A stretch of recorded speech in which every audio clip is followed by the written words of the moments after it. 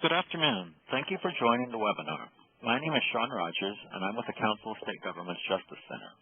Before turning the webinar over to our featured speakers, I'd like to briefly talk through a couple of house-cleaning items about how the webinar is going to work, and then I will turn it over to our moderator. Anytime during this webinar, you can ask a question by typing it into the Q&A panel on the bottom right-hand portion of your screen. We will keep a running list of the content-related questions that we receive, and then ask the presenter to respond to the questions during the last segment of the webinar. We will do our best to get through as many questions as possible. If you encounter technical or audio problems during this webinar, please call WebEx Technical Support at 1-866-229-3239, and I will add that to the chat field in just a moment. Please understand that there are some technical issues you may not be able to resolve. For this reason, we are recording this event and will post it on our website at www.nationalreentryresourcecenter.org. We should have the webinar posted online late this week, and once it has been posted, we will email you a link to the recording. All right. I'd now like to turn the webinar over to Shay Bilchek, who is the founder and director of the Center for Juvenile Justice Reform at Georgetown University. Mr. Bilchek? Thank you, Sean. I'm delighted to be able to moderate this webinar and delighted to be with you today. We have a wonderful group of people presenting on the webinar, and we also have a wonderful registration list of people who are obviously very interested in this topic. So on behalf of the National Reentry Resource Center, on behalf of the Council of State Governments Justice Center, I want to welcome you to today's webinar broadcast. This is part of a two-part webinar series on best practices in behavioral health treatment for juveniles returning from out-of-home placement. As you'll see on the second slide, this is an ongoing body of work. I've been delighted to be involved with the National Reentry Resource Center on their steering committee and chairing their Juvenile Justice Advisory Committee, and making sure that we're developing meaningful products for the field interested in the reentry body of research and knowledge. So what we've done, as you can see on this slide, is to conduct a series of webinars, and as you can note on the slide, there are recordings available at the NRC website. But we've covered a broad-based webinar on reentry and concepts and practice. We've kind of drilled down into family engagement as an issue, looking at mentoring as an underlying support system for justice-involved youth, as well as education in the world of work. So we're delighted to take on this particular topic because what we see from the field as we get inquiries, as we reach out and travel around the country, is that this topic is of great interest, a topic that I think many jurisdictions struggle with, both as it relates to the period of institutional placement and the reentry process, which means the bridge into the facility and then the reentry process going home, including supervision back in the community, that continuity of care. It's for this reason that we divided this particular topic on behavioral health issues into two webinars. The first will cover that period of institutional placement, residential placement, that out-of-home care stage. And the second one will address more about what happens with systems that are working hard to provide the continuity of care that we know these youth need to maintain whatever benefit occurred in the placement while they're back in the community. So this relates to issues that cut across the two webinars that we'll be doing around assessment of risk and need, around treatment, around the continuity of care, around oversight, and what that means in terms of treatment, particularly medication. As you'll see on the next slide, we, after this first webinar, have really pulled together a wonderful group of panelists to highlight that first part of that puzzle that I described. And that includes Randy Muck, and you've got their information in front of you. Randy will be covering a lot of content, including the key elements of effectiveness. Vincent will be looking at some of the assessment issues around risk and need and how you move forward in that regard in doing meaningful work. Susan Siffick, a practitioner from the state of Delaware and policymaker, will look at the services that are needed and how to construct that service array in partnership with juvenile justice agencies. As you see from the slides, Susan is the director of the Division of Prevention and Behavioral Health Services, and they've developed a wonderful partnership with their Department of Youth Rehabilitative Services in Delaware. And then Judge Michael Nash joins us from Los Angeles, where he is the presiding judge in the Los Angeles Juvenile Court. And he'll talk about some of the concerns that were present in Los Angeles around behavioral health issues related to medication and oversight, and how they've taken that issue on both legislatively and as a matter of procedure in Los Angeles County. So when we get done with this presentation today and entertain your questions, we hope to be poised then to move into the second webinar that will talk more about the community side of the reentry process and what does it mean to provide that continuity of care. So with that introduction and oversight, I want to provide an opportunity for Randy Muck to begin his presentation. Randy? Thanks, Jay. It's a pleasure to be with you all, and I may be talking rather rapidly. Like the first slide will say, the vote here. So, rapid screening and assessment. So as soon as youth do enter into the justice system, even before incarceration, it's extremely important that at least a screening is done, and particularly important that screening shows that a further assessment is needed. That's also taken care of, because without this as the underpinning, you don't have any idea of what you're dealing with in terms of youth problems, and you don't have an idea of how to do treatment planning for them while they're in the institution or for the handoff back to the community. Youth can usually identify a problem. The difficulty is how you ask. If you ask things in a concrete way, and keep in mind that youth who are using substances are developing more slowly than their peers are so often, and this is a period of time when it begins to abstract. But if you ask them a question of, do you have a problem with drugs and alcohol, the answer is most likely going to be no. There's a lot of problems with the justice system with their mother and their father. But if you have concrete questions that get to the symptoms of drug and alcohol use, which many of the screeners and good assessment tools do, you will find what the problems and issues are related to that, and they will endorse them. So for that reason, we really need validated tools for screening and assessment that have been validated and are reliable for youth. And I'm not going to go more into that because one of the other speakers will be talking later. But my part is kind of a 10,000-foot overview of the issues here that we'll be addressing. If you go to the next slide. I want to point this out because this has become, to everyone's attention, a major issue, not only in justice, but in community treatment samples too.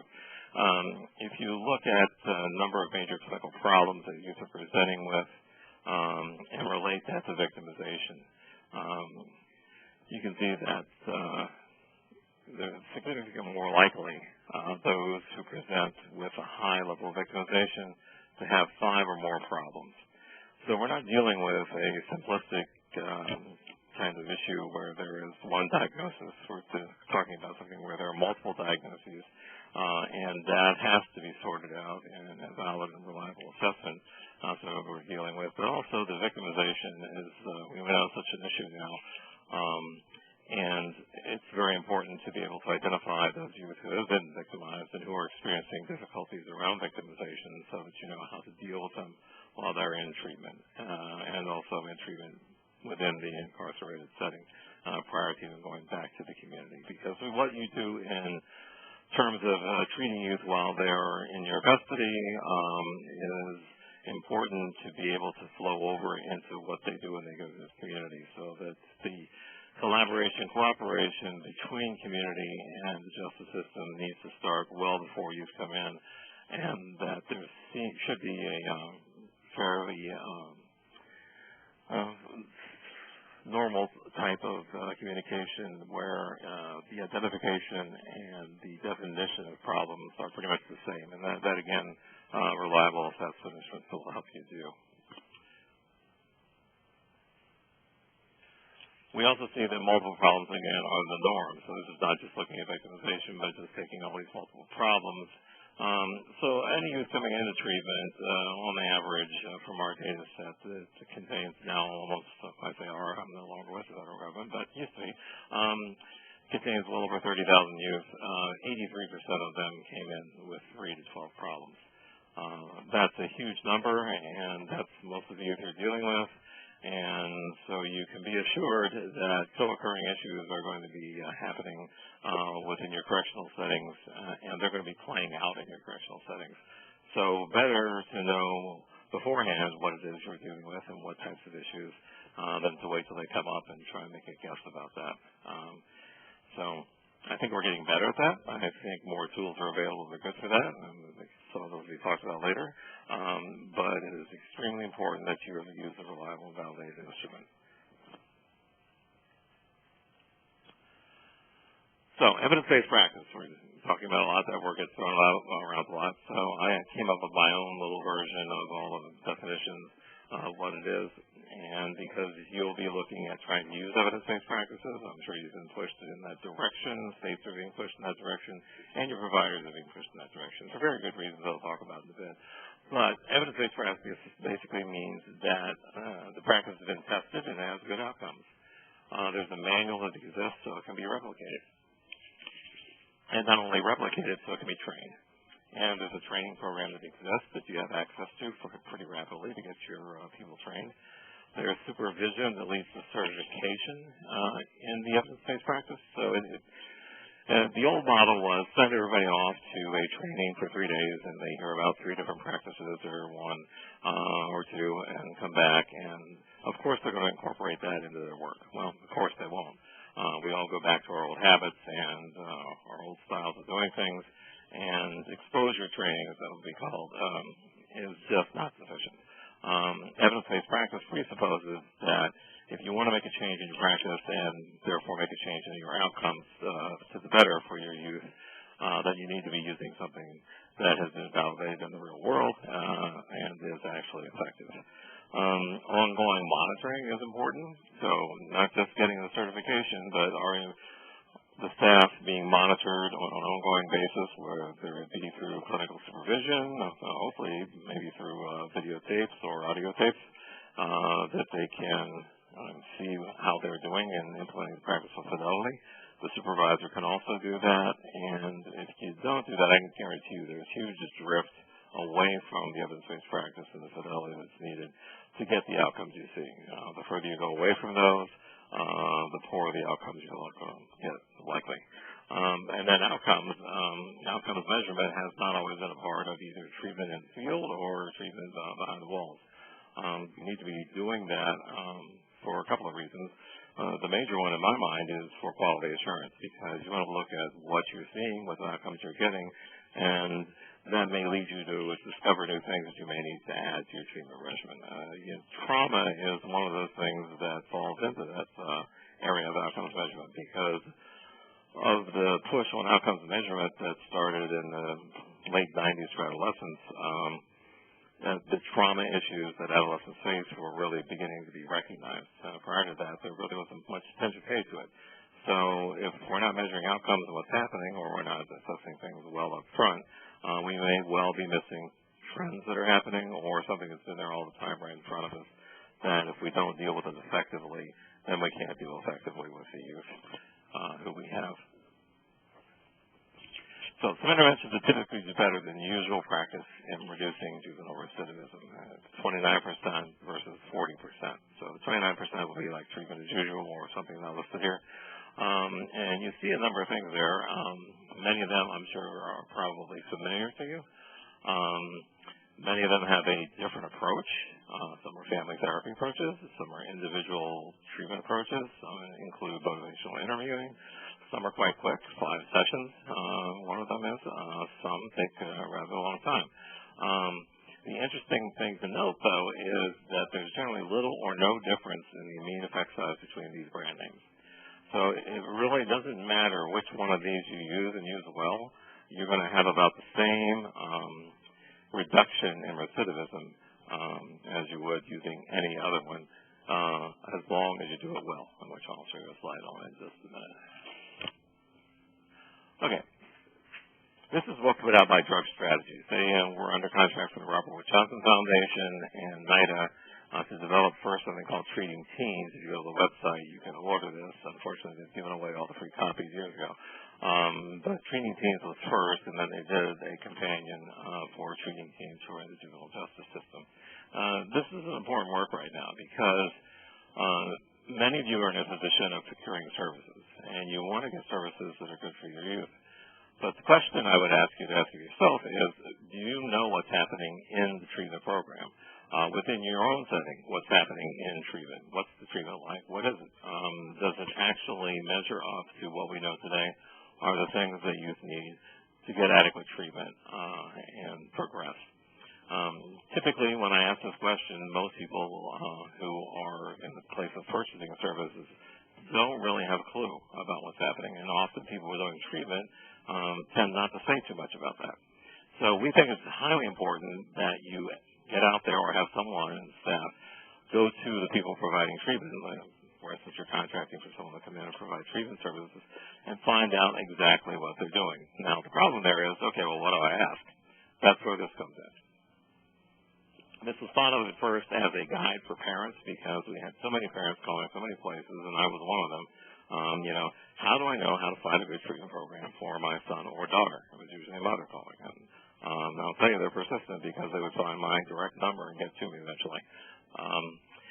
So those questions were coming in, and we saw the need for that. And there was a panel of experts that took all the evidence we had at that time, put it together, and came up with 9 elements of effective treatment. Now, keep in mind, these are basic elements. This is not like, the Cadillac of treatment. This is what you really basically have to have, kind of the minimal sets of elements that have to be part of your treatment.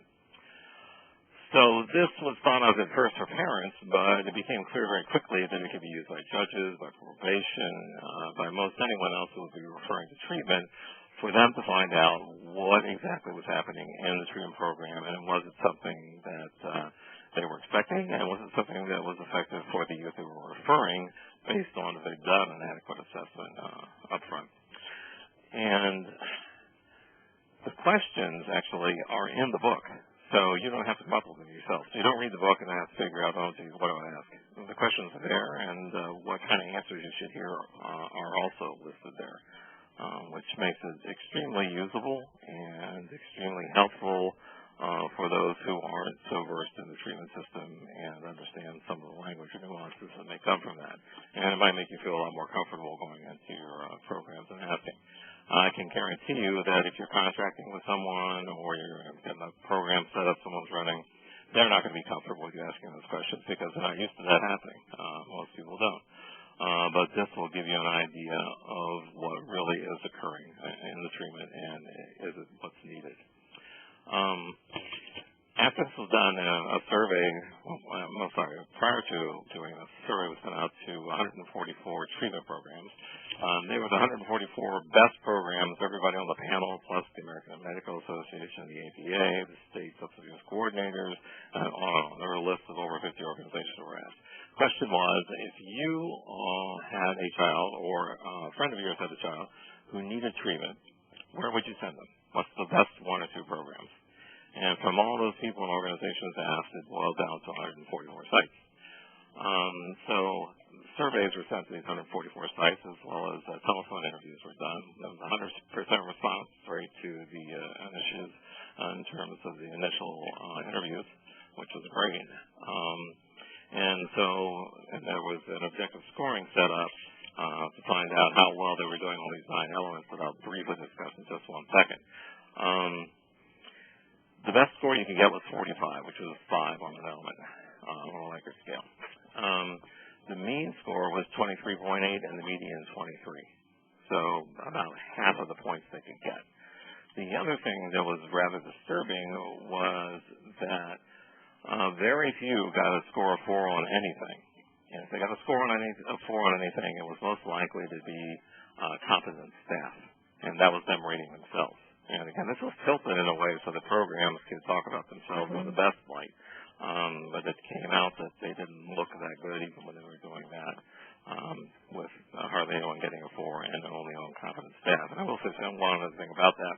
When I do focus groups with youth who have been through treatment who are in recovery, one of the things they typically say is, why don't they hire people who like kids? So they're very attuned to who's there and who's doing the treatment and how much they are engaged with them or not. And all too often, there are people in positions that really aren't that interested in working with you because it's a very difficult population to work with. So just something to keep in mind. So here we have that the best 144 programs in the country don't measure up, basically on these dimensions. And we'll go through them right now, and you'll see it's not rocket science. It's something you probably would expect happening anyway. The first one being good screening, assessment, and treatment matching. Next being engage and retain teams in treatment, a comprehensive approach, a qualified staff. That's the one thing most people got right, or did right, according to themselves. Family involvement, gender and cultural competence, development of appropriate continuing care, meaning care following the active phase of treatment, that something goes on, and that's what goes on out in the community, maybe, or maybe there's more treatment in the community, and then continuing care. And then finally, looking at your treatment outcomes so you can self-correct things that aren't getting to where they need to be. The only thing I would think that all of the panelists, and I haven't talked to all of them since then, would agree to, there were 22 of us, is we probably would add one more to this list at this point, which would be supportive services after continuing care. There needs to be an ongoing way to keep in touch with you so that someone is aware of how things are going. It could be through a mentor. It could be through some other ways that I'll mention later. But those supportive services may be just as important as the treatment itself, and we'll see that in just a minute.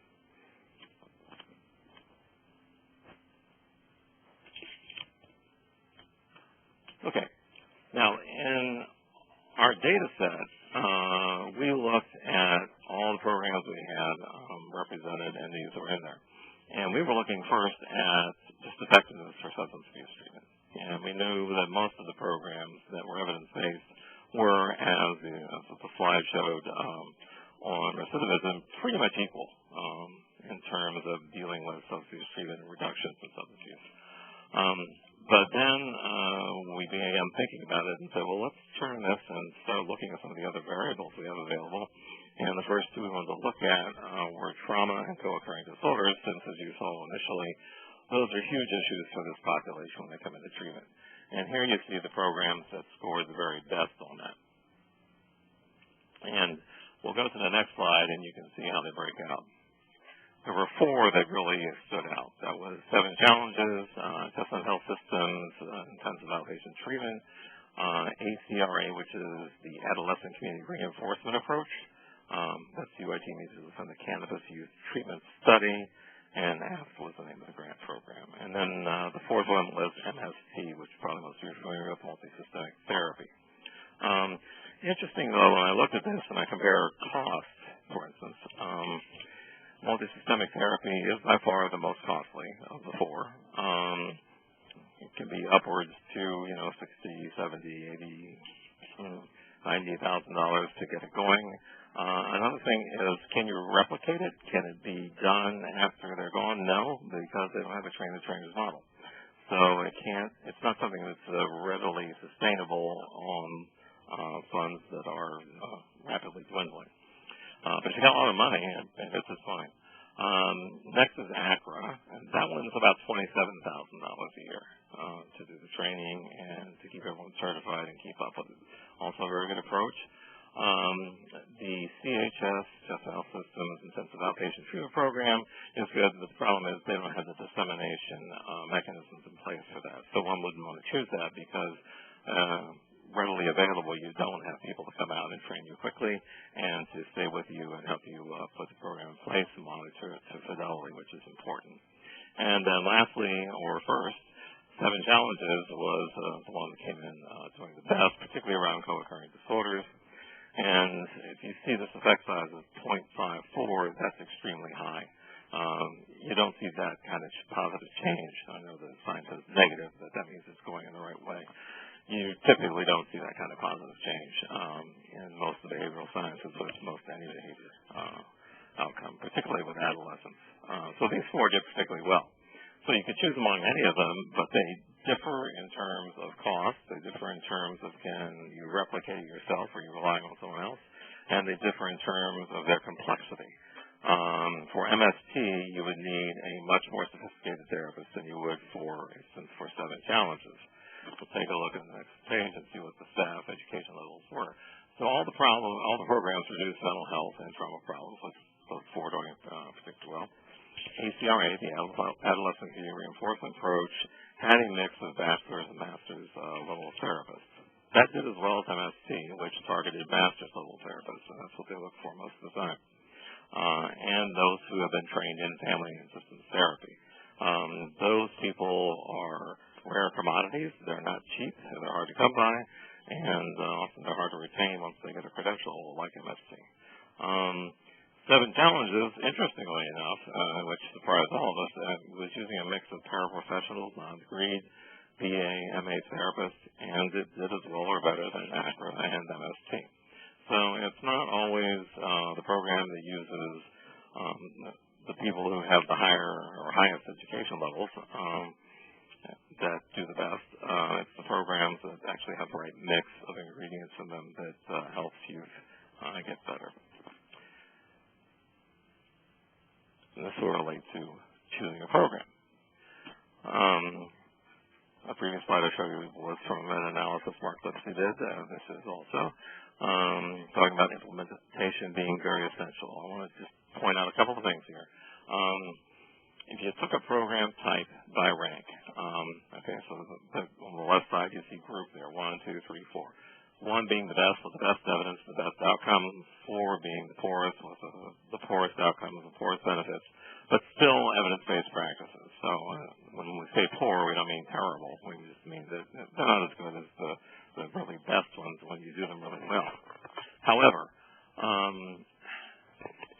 if you take the effect of a well-implemented weak program, and then you take a strong program that's implemented poorly, one that maybe needs someone with a lot of training and background and skills, and you don't have that, you're going to get the same outcomes. So the best thing to do is to pick the program or intervention that you can implement well, and you're going to get the most bang for your buck. So the future. What happens with youth with continuing care? They'll still leave some time out in the community. Hopefully they get linked up rather quickly. You want to do it rapidly, which is another discussion. But one of the things that we see as important is time to enter continuing care after residential treatment. Because if you look there, 30 days is a really critical point. At 30 days after residential treatment, if youth are in the community at this point, you will have over 50% of them have used already within the first month after a residential stay. That seems rather discouraging. If you look all the way out to 90 days, that's not very far, 3 months, you're up to over 70%. Just adding a continuing care component to the treatment will vastly decrease the time, vastly increase the time that the youth can stay away from that first use. And the longer it is between cessation of treatment and first use, the more likely that you'll get some sustained recovery down the road. So continuing care is extremely important for youth, and that's something you have to start planning for well before they leave your institution to make sure that it happens. And some of the things you have to ask programs about, because a lot of them don't offer it. But there are some continuing care protocols that are also evidence-based that will give you very good outcomes. Just briefly on this, there has to be a community for them to engage in when they go back. These are just some of the things that you want to look at for a recovery-oriented system of care. Not all youth need the same thing. The worst thing you can do is just plug youth into a treatment program not knowing what their severity level is or what their needs are, because you can actually do harm if you give youth or put youth into a program that is too intensive for their needs. There was some thought previously that, you put them in a program and it's very intensive, you can set them down, that's okay. Well, that's not the best thing to do. It's better to find the lowest level of care you can put them in when they leave, and then set them up if they need more services. Because too much treatment, or the higher the level related to severity, and it doesn't match, the worse things are going to be. And finally, ongoing support and cost-effective strategies. So people always wonder about, okay, we talk about treatment, okay, that's one thing. And they talk about continuing care, you got to add that on, so who's paying for that? And then finally, I'm saying you need supportive services after that. That's probably not going to be AA or NA. John Kelly's done a number of articles. He's probably the preeminent person looking at youth coming out of treatment and using AA and NA, and there's very few who do very well. He's working in Boston where they have over 50 programs that are catering to youth. Most of you don't live in a place that has 50 programs catering to youth. Most of you live in a place that don't have one program catering to youth that are AA or NA. So there are some things coming along right now in the pipeline that are quite interesting and are showing some very good outcomes preliminarily, and basically they're related to technological support and specifically using cell phone technology that can be used on an automated basis. I did a research project at these edges before I left. University of Arizona was one of those places. They got 90 to 95% engagement, utilization, and satisfaction of the youth. After all this treatment was over, they were still engaged when something came to them to their cell phone. It has to be text, though. You can't call them because they won't answer. My daughter across the room doesn't answer the phone. I have to text her to get her attention. So that's just how things are with youth. Dick Dillon's done some work in St. Louis with software called Second Life.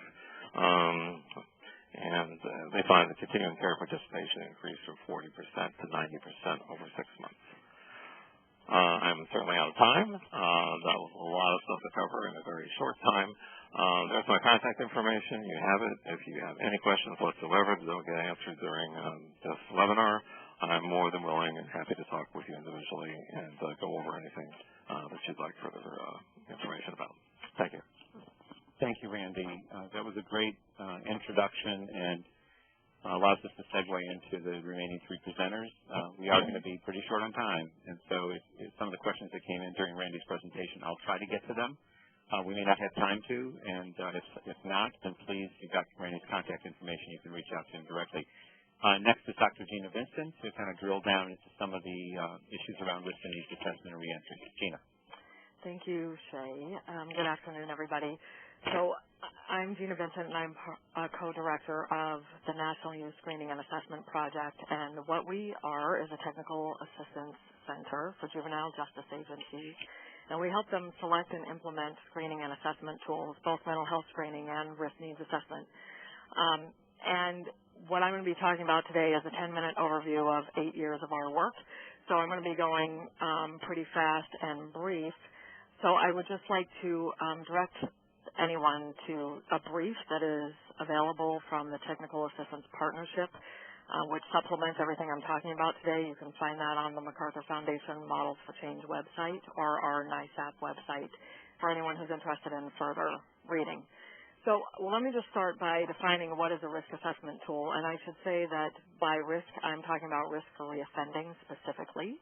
And when we talk about risk assessment tools, we're generally referring to an instrument that was developed to answer the following question. Is this youth at relatively low or relatively high risk for reoffending? So relative to their peers, are they likely to reoffend? Some risk assessment tools also answer a second question, and that is what may be causing the youth to be at low or high risk for reoffending. And we refer to these as crime-producing needs or criminogenic needs. That's not a great term. It came from the adult system, which refers to criminals. It's not a great term for use with youth, but it's what we're stuck with right now because it's the term people are familiar with.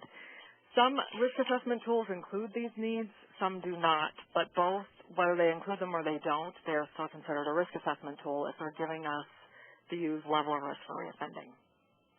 And I'm going to echo here a few things that Randy said to go over why you would care about risk assessment. Why does this matter? Well, the reason is that we've got a lot of research out there now indicating what's effective programming for young offenders. And one thing that we're pretty certain of is that punitive sanctions do not have a significant effect on reoffending. Now, I know you all are dealing with reentry, so you're dealing with youth that have had a very punitive sanction already.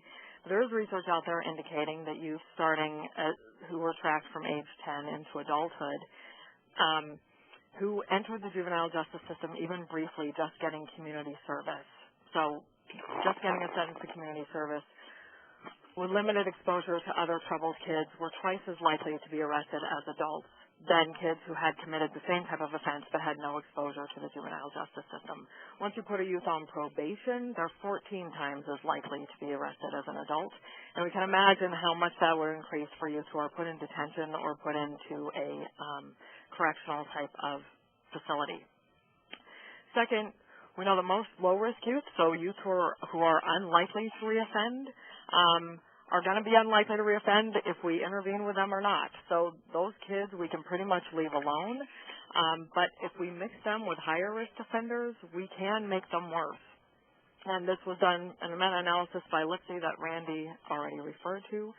We also have good evidence that when services are matched to youth criminogenic needs, the lower the chance of their repeat offending. And this is particularly important for kids who are leaving placement and going into the community, is we really want to match the services to the level of intensity they need based on their risk level and to their criminogenic needs.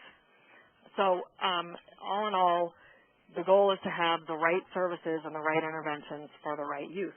In order to do that well, we need good, valid risk assessment or risk needs assessment right in the beginning. Hopefully this would be done before youth is put in placement to help guide the placement decision. And it's also very beneficial to be doing this while the youth is in placement and just prior to the youth release for aftercare planning. So if properly implemented, a risk needs assessment can help identify youth at highest risk for reoffending and help us guide intervention efforts, which include how much we need to supervise that kid while they're in the community, what types of services they need, and the level of intensity of the services that they need. This is just a nice illustration about how risk needs assessment should flow into your planning. And we refer to this model as the risk needs responsivity model. You all may be familiar with that term. Basically, a risk assessment will hopefully be conducted prior to the decision to confine or leave someone in the community. Then once you have them in your placement facility, you may use the risk assessment in part, among other variables, to make decisions about whether to release that youth into the community. And most importantly, that risk assessment would then be used or that risk needs assessment would then be used to guide what types of services that youth should receive while they are in the community. So the needs, for example, if the youth has a high need in the family area, so maybe their parents don't do a great job of monitoring the kid, they don't give consistent discipline, a family service that's of high intensity would be very helpful. The higher the level of risk of the youth, the more intensive the service should be. And when I say intensive, I mean the more hours the youth should be spending in some type of programming. Here's another illustration about how this matching principle works. So this is based on data from an archival study of 122 young offenders who were on probation. A risk needs assessment was done, and the researchers discovered how many needs the youth had. The poor match group is a group of youth who had 25% or less of their needs actually addressed by a service. That means they may have received a lot of services, but the services didn't actually address a need that youth had. The good match group is a group that had 75% or more of their needs addressed by a service. And you can see that this mere matching process resulted in a big disparity in reoffending. So the poor match group reoffended at a rate of 75% after 1 year. The good match group reoffended at a rate of less than 30% after 1 year. This was irrespective of the youth's level of risk, and it was irrespective of the number of services the youth received. So this is key when we're talking about resource allocation. It's not a matter of throwing a lot of services at the kid. It's a matter of giving them the right services to match their needs. They may only need 2 services, and if they're the right ones for that youth, it's going to have a big impact on what happens. So that's the reason for using risk assessment. Very briefly, I want to give you a quick overview of some of the concepts. I've already discussed some of these terms, but an evidence-based risk assessment will generally have a variety of types of factors. You'll hear about static risk factors and what that means. A risk factor is something that increases the probability that a person will reoffend. If it's static, it means it's something that we cannot change. So, for example, the age of first offense or whether they have a history of drug abuse. These are things we can't change, and they're going to be risk factors for that use for the rest of their life, essentially. Dynamic risk factors, on the other hand, are factors that also elevate the likelihood of reoffending. However, they're things that conceivably are changeable. That is things such as current substance abuse, whether there's good parental monitoring in the home, engagement to education. These are risk factors where we can actually intervene and hopefully make a difference. And if you make a difference here, the idea is that you're reducing the likelihood that somebody's going to reoffend. So these are the key elements to look at when you're doing reentry planning. There is a distinction between dynamic risk factors and criminogenic needs that I'm not going to get into because it gets very confusing.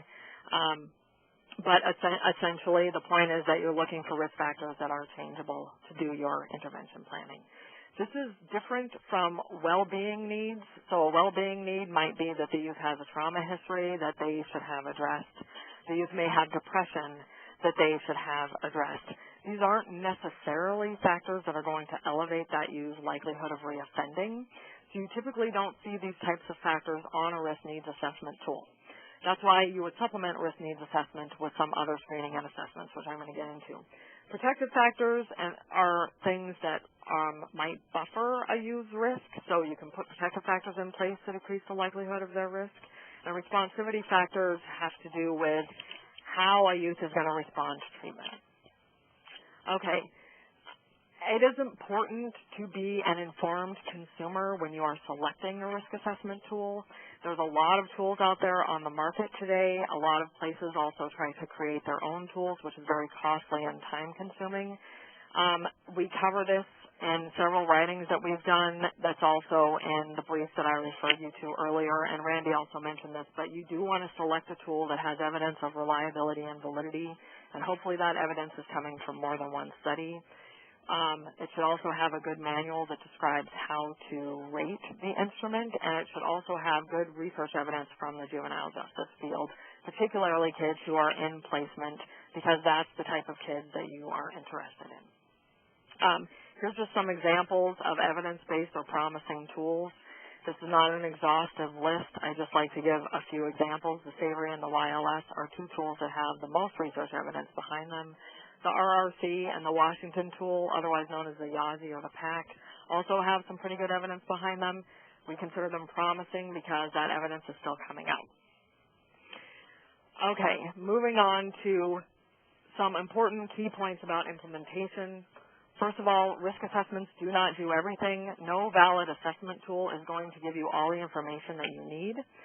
So a risk assessment is not prescriptive. It doesn't tell you exactly what services a youth should receive. There's an art to the case management that should be taught in order to do that.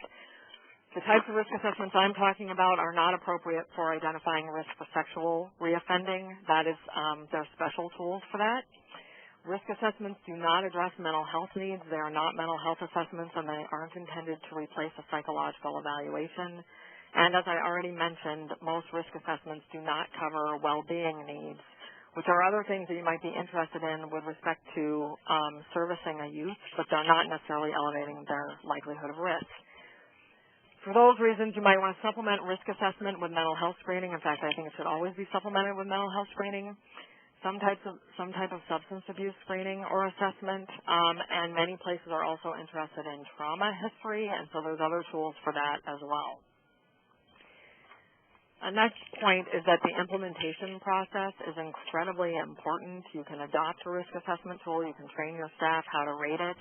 If there's no decision-making model in place or policy about how to use that instrument and you don't have buy-in from your key stakeholders, then it's unlikely to lead to any change in the system. There's research indicating that this is very important. I have broken this down into 4 steps of implementation here. We actually have a manual coming out that breaks this down further into 8 steps of implementation. And rather than getting into all of these points because we're pressed on time, I just want to make the argument that the implementation process is crucial, and it takes some time and some careful planning.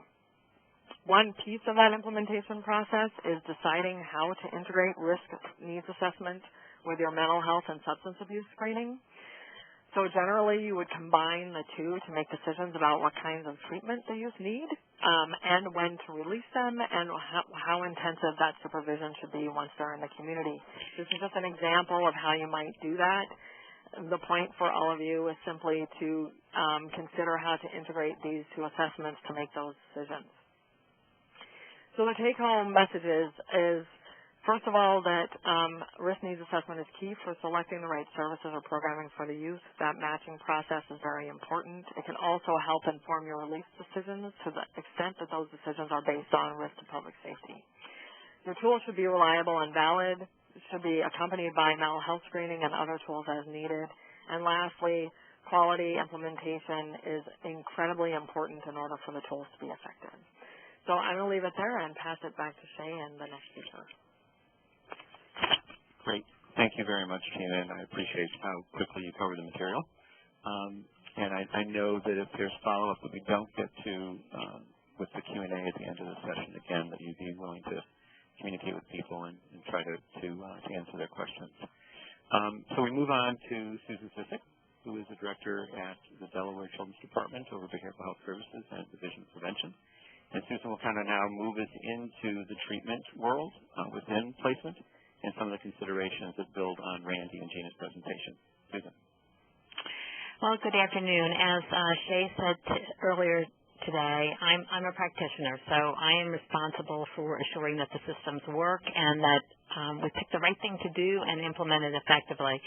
And I work in the state of Delaware. I'm going to talk to you. I'm going to begin by telling you a bit about our system and how we're organized. And it may be different than, well, probably is different than how it is in other states. But I would say that one of the things that one of our benefits is our organization. It is one of our best practices. It's part of what makes us effective and successful. And perhaps some of the things that we do could also be useful for you.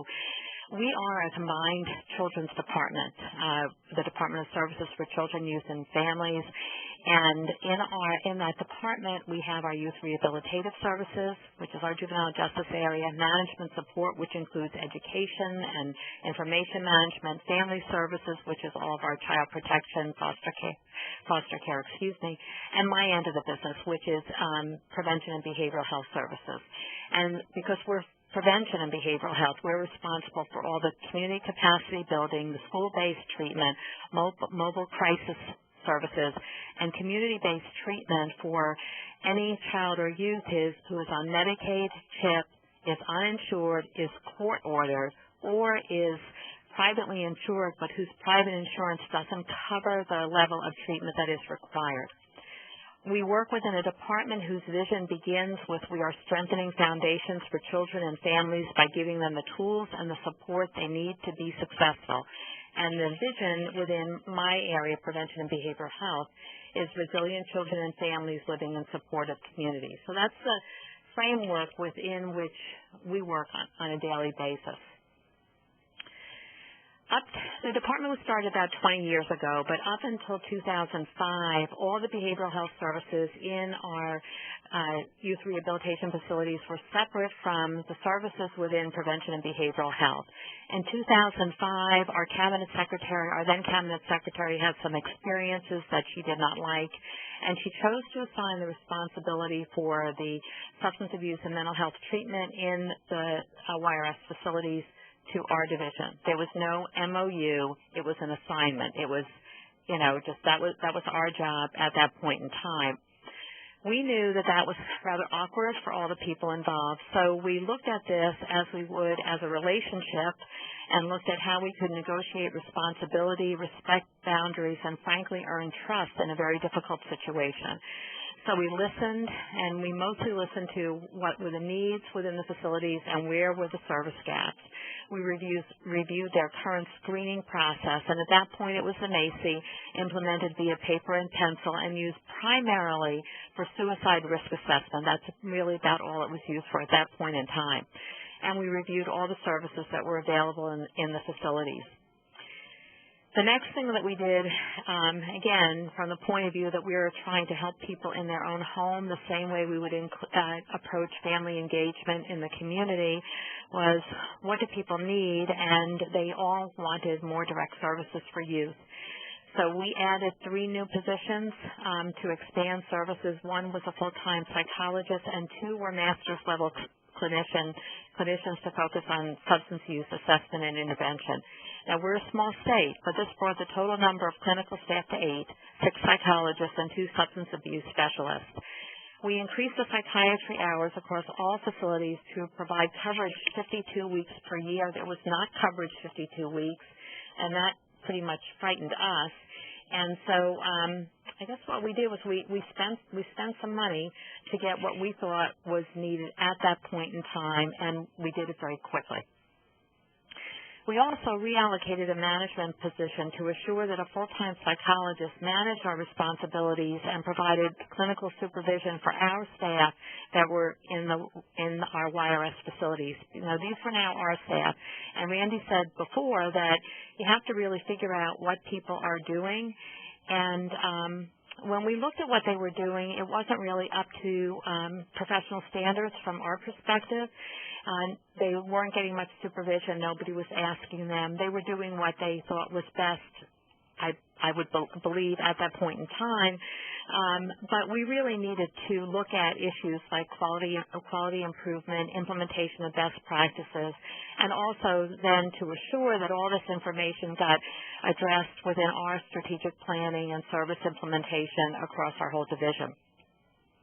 We improved coordination across the facilities. There was not any coordination for continuity of care, so the psychologists and the clinical staff could all be on vacation from every site.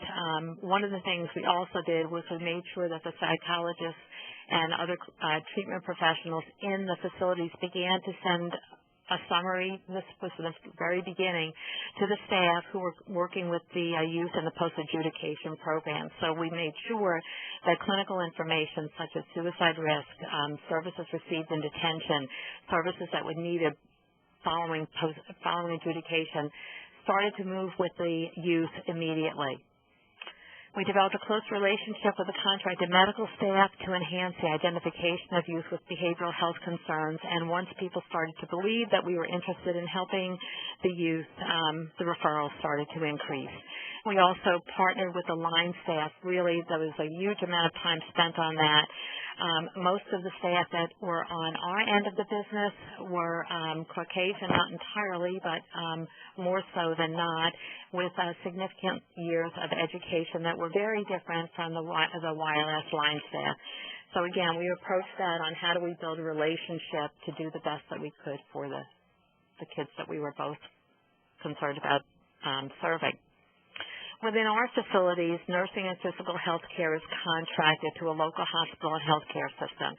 When a youth enters care, the youth receive health screening and medical assessment, including questions regarding mental health and substance use diagnosis, counseling, and medication history. The nursing staff contact the families to confirm that information on whether or not the youth's understanding of what kind of medication they're receiving is the same as the families.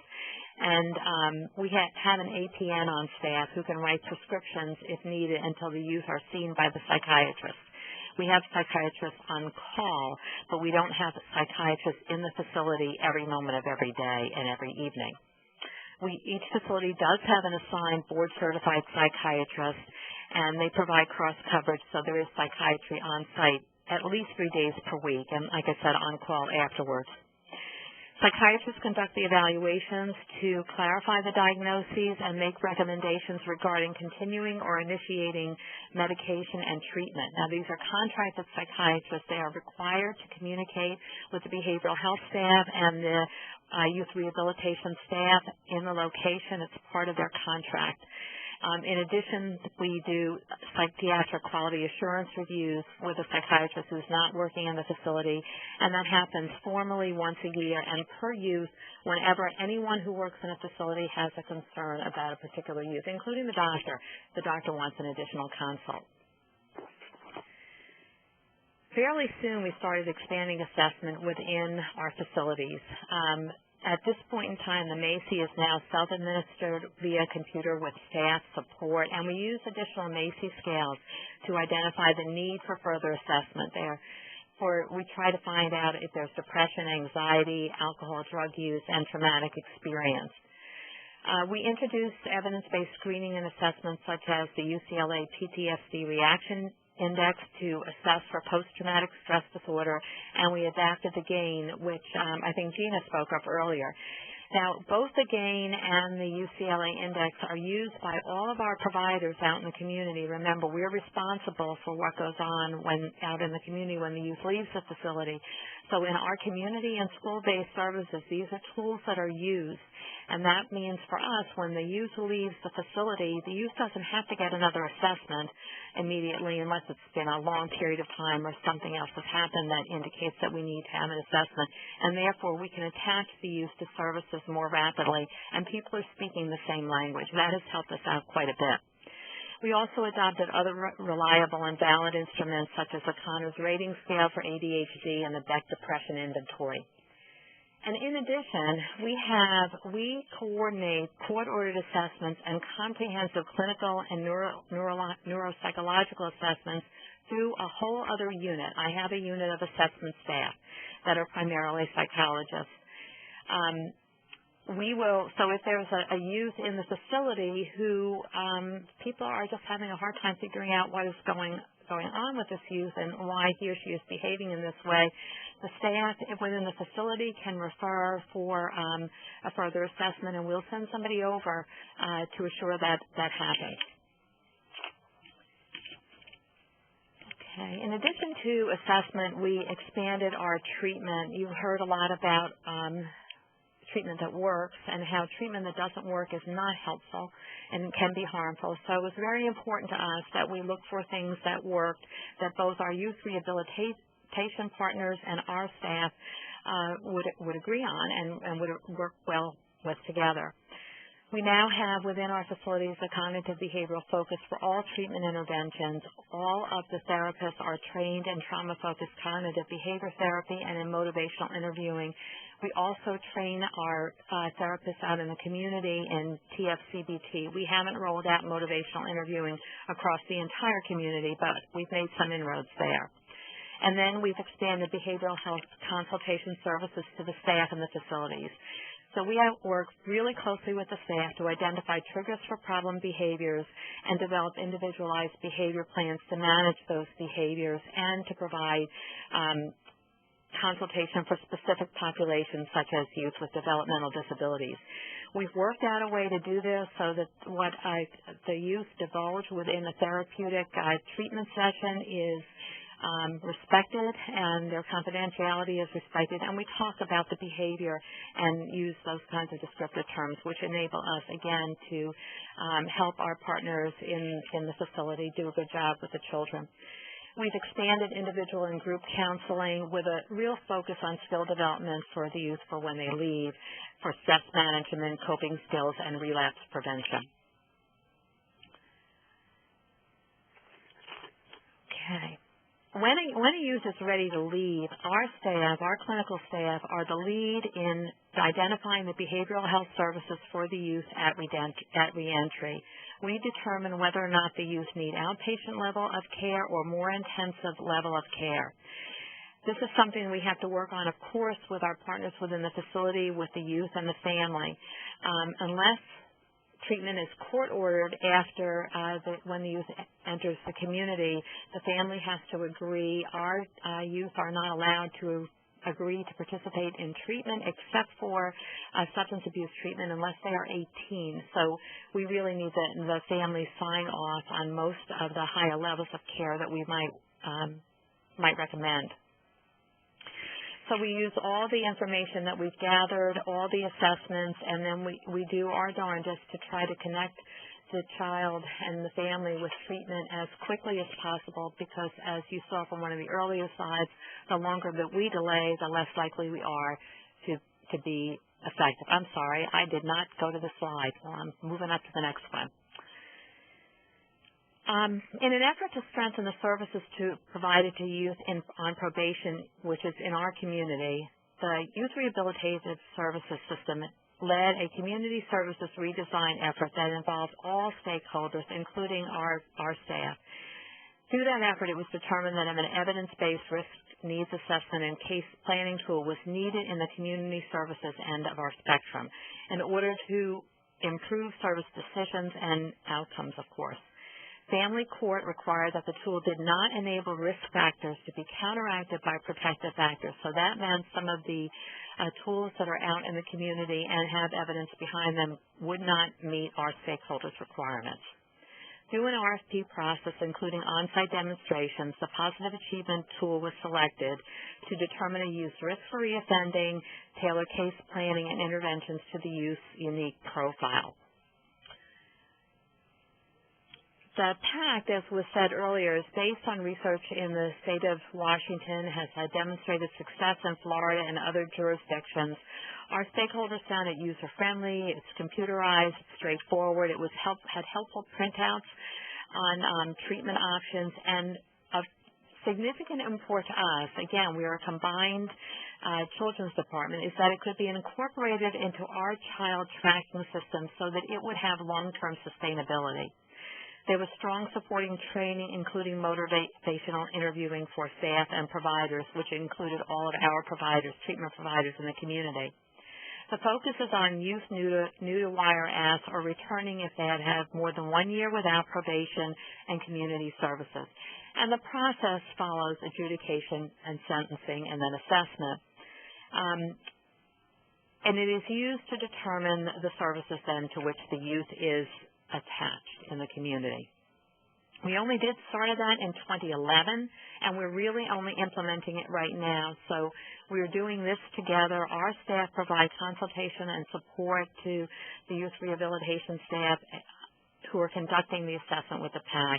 And that includes providing guidelines on how to use it to make decisions around the need for crisis intervention, referral to outpatient treatment, and referral to more intensive than outpatient treatment. And we do a lot of specific case consultation as we're rolling this out. As it continues, since most of the youth who ever enter our facilities will have been in probation beforehand because our facilities are not the first point of entry, we expect to have this information available close to entry or at entry and therefore be able to use this information as part of guiding our treatment and our other services while we're in the facilities. Now, I'm going to close by telling you some of the benefits and the challenges that we have in our system in Delaware. I think the primary benefit is that there are two systems, our youth rehabilitation services and our prevention behavioral health, that are responsible for the outcomes for these youth and for family engagement. We co-train our staff and our providers, and we're partners in multiple efforts. It has been a real benefit to the behavioral health system because WIRE-AS has allowed us to understand their system on a very intimate level, and it's been a real asset for us in our dealings with court. We serve a lot of children. A large portion of our children are not in the juvenile justice system but are also involved with court. So this has been very helpful for us. And overall, this has shaped the treatment that we provide in the community. We sit on each other's panels for requests for proposals. We develop proposals together. And I think over time it will make a huge difference in what we're able to provide our youth. Our division monitors clinical treatment for any youth who are ordered to out-of-state treatment facilities, and oftentimes we're able to convince the court to reduce the length of sentence and return the youth to Delaware because we will provide them a treatment within, oftentimes residential, but not entirely, within our end of the spectrum, so they're sort of out of the youth rehabilitative system a little bit quicker. And in our quest for continuous system improvement, we have generated resources for our facility, our WIRE-AS facility-based services. So there's a few noted on the slide. We've written the grants and brought in the resources to help our partners in their quest for success. So our challenges are probably very similar to many of yours. The expectations, especially those of the court, are exceeding our community capacity, regardless of how fast we seem to run. Our youth continue to return to challenging environments and are having trouble in school. are not particularly motivated to participate in treatment. Many of them are frankly motivated just to stay alive. So we've got that to deal with. Stigma continues to be a challenge, particularly among our families, and not every one of our treatment providers offers an environment that is culturally comfortable. Most of them do, and our outcomes for youth of color are equal to those of Caucasian youth. But not everybody is really a comfortable place for all of our children to go, regardless of whom they are. We're in a very rapidly changing healthcare system, and I am primarily a Medicaid-funded organization, and we are having some interesting challenges with CMS that we need to work through. And there are still wait lists for specific services, especially the more intensive of our services, such as intensive outpatient and day treatment. We will wrap other services around a child while they're waiting for what we really think they need, so they don't go without anything and are just sitting at home. But we're not always able to get them everything we want as quickly as we want. I am very excited, though, that we put all of our community-based services out to bid, and I just saw the bids, and they are excellent. So we are really excited that we will be able to address some of these challenges in the awarding of our contracts. So I hope I've given you a little bit of information about how, just one location has implemented some best practices, and please feel free to contact me at any time. All my information is there. Thank you, Susan. And I think we set the stage nicely, Judge Nash, for you to talk about what this looks like from the perspective of the bench. As a judge, where these youth and their families come before you, then go into treatment, often into placement, how, from the judicial perspective, do you provide the kind of oversight and control to make sure that the behavioral health needs are met and met appropriately? Judge Nash. Thank you, Shay, and good afternoon, everybody. And I'll try to move very quickly here in the few minutes remaining for me. I'm going to approach this from the perspective that court oversight is a key component of all processes for youth under the jurisdiction of our juvenile courts. There has to be some mechanism or entity to hold agencies and others accountable for how we serve youth when they are under court jurisdiction. Today I'm going to focus on two areas. I'm going to focus on how court oversight can work in reentry, focusing on Los Angeles, and how it can and should impact the use of psychotropic medications, a topic which crosses into a lot of different subject areas. So the first issue is, how does juvenile court exercise oversight in the reentry process? In Los Angeles, we have three types of reentry. I'm going to touch on all of them briefly. I'll note to begin with that we do not have any special reentry courts. We have 28 full-time delinquency courts here in Los Angeles with just under 20,000 youth on probation here in Los Angeles, and all of our courts are direct calendar courts dealing with the full scope of the juvenile justice process with all of our youth. So the first type of reentry that we deal with here in Los Angeles is reentry from the state institution, which is now called the Department of Juvenile Justice. It was formerly known as the California Youth Authority. And today we see supervision by juvenile court and by the juvenile court and the local probation department for youth coming back to our jurisdiction. And the legal vehicle is a disposition hearing by the juvenile court after the youth is returned from the Department of Juvenile Justice, and all violations of probation or parole are handled by the juvenile court today. What's important to note about this is, number one, there is really no meaningful court oversight while the youth is in the Department of Juvenile Justice. And this process that you see on the slide here is now part of our state realignment. Previously, the responsibility was in the hands of state parole authorities in terms of supervising youth coming back to the counties, and of course that has been shifted to the courts and to the local probation department.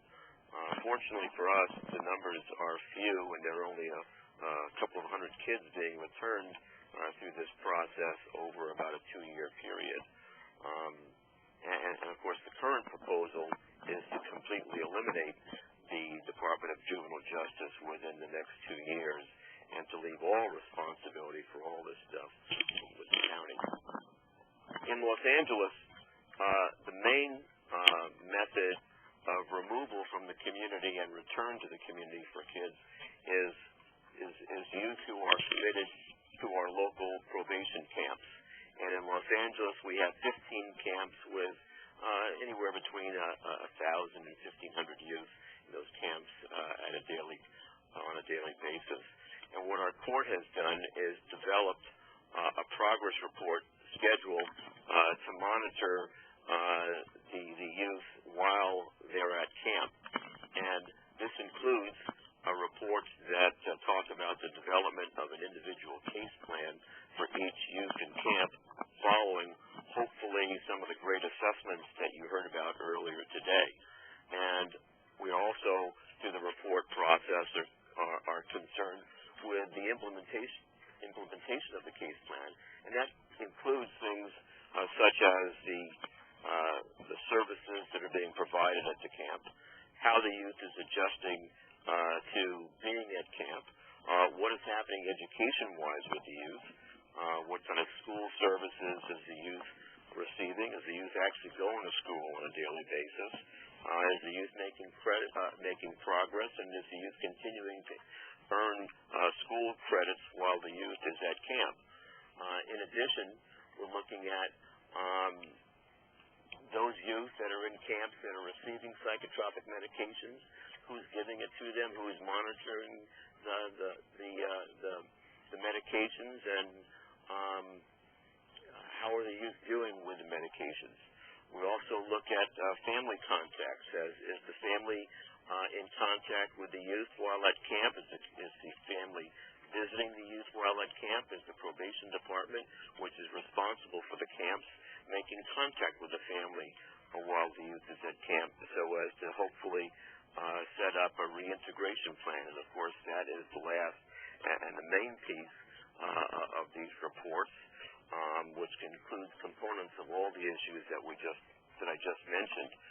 Here, we've also created multidisciplinary teams so that when a youth is getting ready to leave the camp, there's a process where they will meet with probation, the school district, the Department of Mental Health, and others to assist in the reentry process, including the all-important piece of helping the youth re-enroll in school without unnecessary delay. And this is an often complicated process in Los Angeles because we have 81 school districts that we're dealing with. Included in this process are reports which are provided to the court just before the youth is released from camp, and a post-release progress report, which is an appearance hearing for the youth, probation department, and others to verify the specifics of the reentry plan, which then the court will also have responsibility in continuing to monitor. Our third method of reentry in Los Angeles comes from our juvenile halls. Here in Los Angeles, we have 3 juvenile halls, as you see, with an average of about 1,000 youth in these halls each day. And the juvenile court has worked with the agencies that are working with the youth in the juvenile halls to create a formal discharge process so that every youth who leaves our halls to go home has their personal property, has their school records, has their mental health records, has their health records, and also either have their medications if they're taking psychotropic medications or a prescription that is immediately fillable when they leave the halls.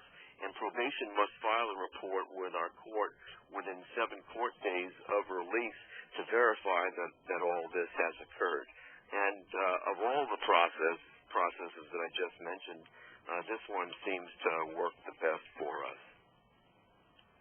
Now, the other issue that I want to talk about quickly is psychotropic medications. Here in in California, statutory piece here.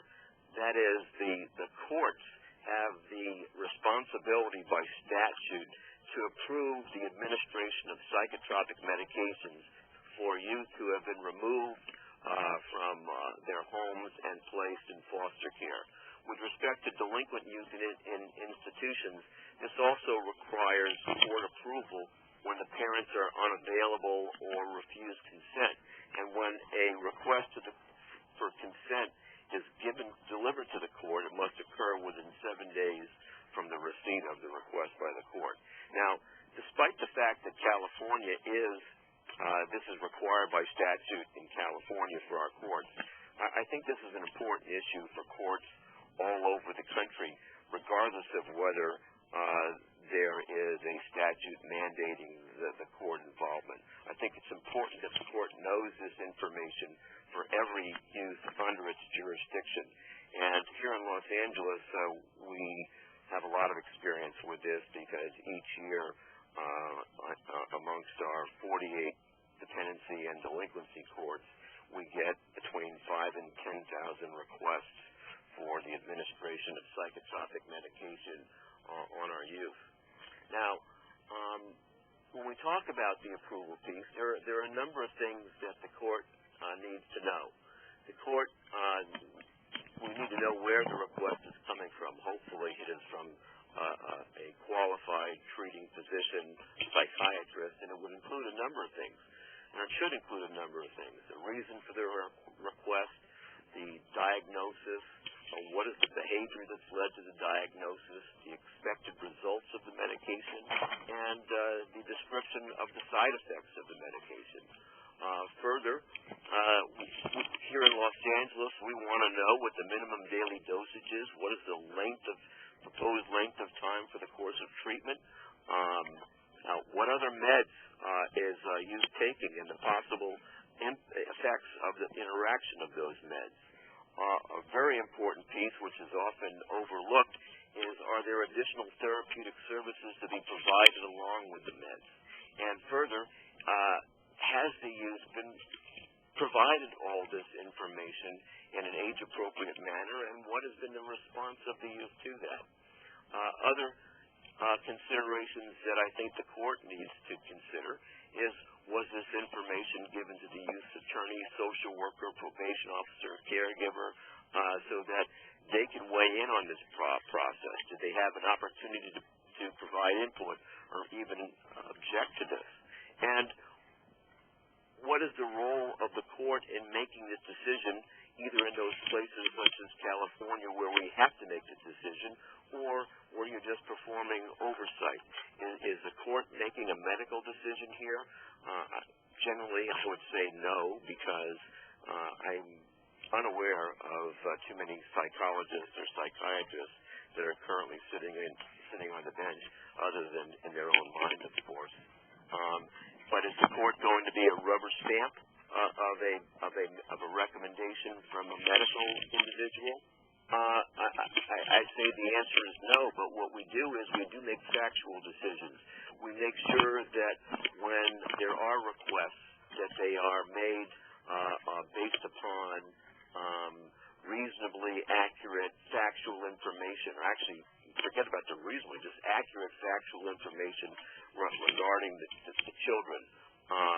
When I see a request, I want to make sure that the symptoms that have been described are consistent with the behavior that the child that has been reported to me during the generally significant period of time that the child's case has been on my case inventory. Once we get past the approval piece, there is no requirement in California, specifically under the law, that we monitor the impact of the medication.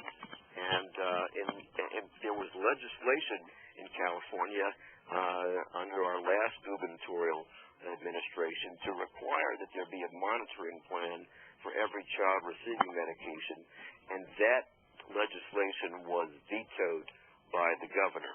However, in Los Angeles, we've gone to great lengths to create monitoring protocols. I want to know things like, is the youth taking the medication? How does the youth feel on the medication? Does the youth feel it's helping? And is the medication working? And where are we going to get that kind of information? Certainly from the youth, but also the youth caregiver, the youth doctor, the social worker, the probation officer, and other folks who are working or involved in the youth's life. I also want to know, does the youth have follow-up appointments with the prescribing doctor? And we're dealing here in our local psychotropic medication committee with issues like when a youth returns home or a youth changes placement. Is there a process in place to maintain the continuity of the medication regimen? Because we know that with so many of these medications, if there is a break in the regimen, it can be very harmful to the child. We're also working on issues such as when a youth is getting ready to transition out of our system, what type of preparation has that youth been given so that youth will be in the best position possible to make those kinds of the decisions to use the medication, to maintain the medication for themselves and other issues that are associated with that. So this is a very important issue, a very complex issue, and it's one that we're constantly working on. And I'm going to sign off here because I'm about to move to my psychotropic medication committee, which is actually addressing all of these issues. So thank you for your time. Thank you, Judge. So I want to thank all the panelists for their presentation. I want to make a couple quick comments and then move right to the Q&A. And a number of questions have come in. I don't think we'll have time to reach them all. The first comment I want to make is that I don't think, as you listen to Judge Nash, the takeaway should be that you need such a law that they have in California in order to do much of what Judge Nash is talking about. In fact, one of the laws that would have activated some of the oversight and monitoring was not signed into law by the governor, yet Judge Nash continued with the work. So I think involving a key stakeholder group, involving judicial leadership, and taking on these issues in terms of treatment, let alone the issue of psychotropic medication, is something that is achievable with or without the law. The second point I want to make is building on Susan Sissick's presentation, and I think one of the key advantages Delaware does have is the fact that it's an umbrella agency. But again, I think with the collaborative approach that many jurisdictions are taking now, bringing their partners to the table, much of what Susan described about the work they've done in Delaware is achievable simply by bringing those key stakeholders together and talking about how they collectively or jointly work towards the benefit of those children. So just a couple of quick observations.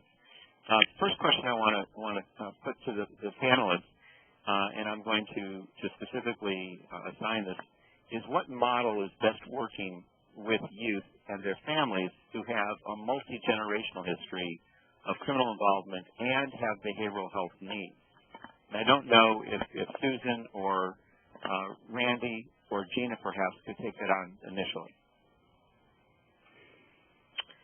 Well, this is Susan. I would suggest that and I frankly don't have any data in front of me to support what I'm going to say, but that a real wraparound approach is what is working best for us. And we have we do the managed care part of all the treatment. We have one team that has a smaller caseload of families. It's not all that small anyway. They've got 15 families, but that's as compared to 25 or 30 elsewhere.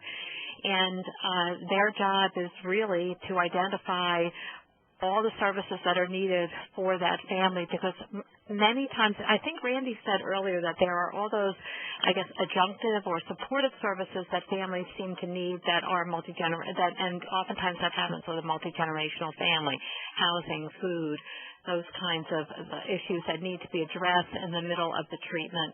And that's what seems to be working so far for us with those populations. Thanks, Susan. And anybody else have? Any very quick comments from Randy or Gina? Right, as Randy here. One approach that has very effective in the field and loved by therapists and families alike is something called the CRAFT, not to be confused with the CRAFT screeners, the Community Reinforcement Approach Family Training by Bob Myers of New Mexico. And if that's put in place prior to release, it seems to be helping quite a bit with that issue. Okay, thank you. Next question. It really gets back to the family engagement issue, or the family issue, and it is there any tips that you might have, understanding kind of the underlying premise that we're not going to be effective with the youth unless we're effective in also working with the family. Any tips on good family engagement strategies around behavioral health needs being met for the children? I also want to comment that the second part of this two-part webinar series will talk about family engagement to a significant degree, and we also have a whole separate webinar on tape, on file at the NRC that you can access online. But any of our panelists want to comment on the family engagement issue and approaches that seem to be very effective? This is Susan. We do have family engagement nights in all of our facilities, and those have helped us quite a bit. But out in the community, what we do is really go to them. So we've worked very, very hard to develop relationships with community centers, boys and girls clubs, locations where youth and families tend to go in their communities with the faith-based organizations, and do everything we can to go to them. And sometimes we use prevention services as opposed to treatment services because people want to get well or get better but don't want treatment. So we'll approach them using the language and the approaches that seem to work and go where they are. In our state, what I do is I pay my providers more if they go to the home than if they require the youth and the family to come to the office. Great, Susan. Yeah, and Randy, I would second that piece. Mike, the only thing I can add to that is, despite what process is utilized, I think it's important that efforts are made to engage families as early as possible in the process and as often as possible.